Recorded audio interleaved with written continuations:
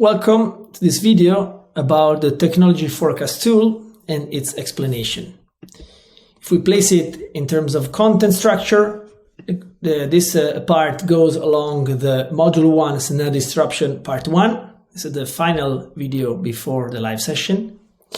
And in terms of learning objective, we're going to learn how to use the technology forecast tool and to perform an exercise, providing the briefing for an exercise that will be then discussed during our live session.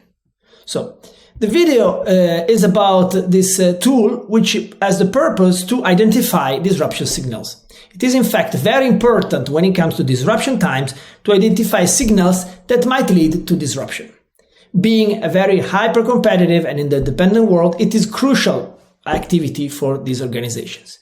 And so in the Web article, we have seen that events and phenomena spotted in a specific environment can have very powerful impact also on other environments, eventually through technology which acts like a leverage to provide an impactful chain reaction.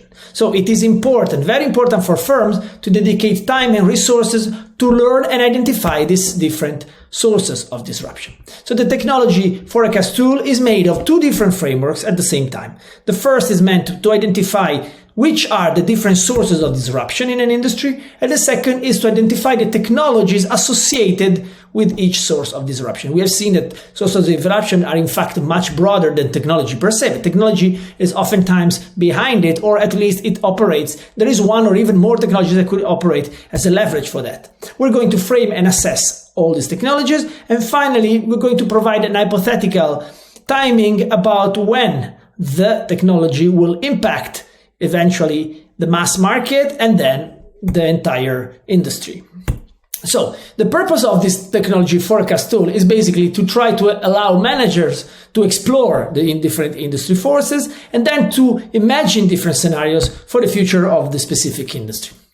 So this tool is of course intended to be used during workshop. Typically, executive managers, they gather together, right, around this tool to discuss these dynamics and to shape, to eventually imagine future scenarios.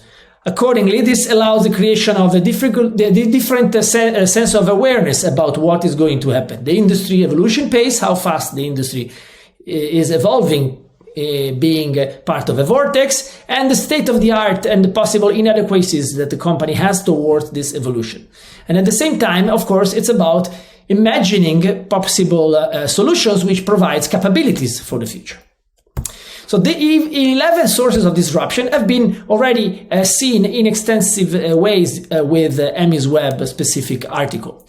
And we have seen that these 10 sources are all connected thanks to technology.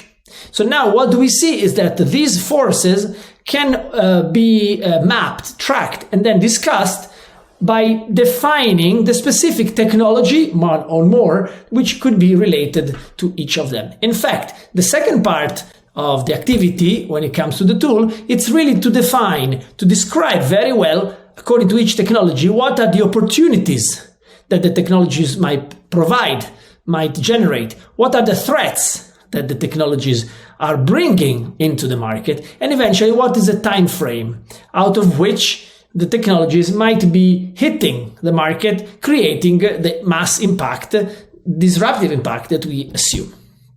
So what happens? Should we compile? How should we work on the tool? First of all, we should start with the disruption wheel. What is happening in the different dimensions? Are all dimensions covered with specific industries or only part of it? Are these events happening already connected one another, or are they all separate? Once we do this, we should go and deepen identifying 4 or even more disruptive phenomena that are happening, and then focusing on which technologies are involved in this phenomena. We should be, in fact, very specific about which type of technologies are involved. This would imply, of course, some research to find, for instance, specific startups that are already operating, or some edges, prototypes maybe happening in a laboratory that are anticipating something that might be happening. You should, in fact, after think about the relative opportunities and threats that are linked to these technologies, and then defining, like I said, the expected time about the technology will hit the market. We should imagine that the technology should be able to impact at least about 15, 20, and even more % in terms of penetration to justify the fact that the technology might even become some kind of towards becoming a standard in the industry. So for the next assignment, what I would encourage you to do is, in fact, to focus on the specific tool I have introduced to you, and I would like you to do it to preparing your live session, either working alone or even better, working with a colleague or two. I would invite you, in fact, to pick the digital vortex research and to choose one industry that you might be familiar with or you might be more attracted to. And then I would like you to start the exploration. Please start reviewing the first 10 dimensions from the wheel. And eventually, each of them, you should define the role of technology. So that would include also the 11th source. What is the role of technology here? No, is it an enabler for these sources? Is it very active already? How powerful is the technology operating over there? And which technologies are there? I would like you to identify at least 4 potential phenomena that one might create disruption, and of course, the relative technologies behind it.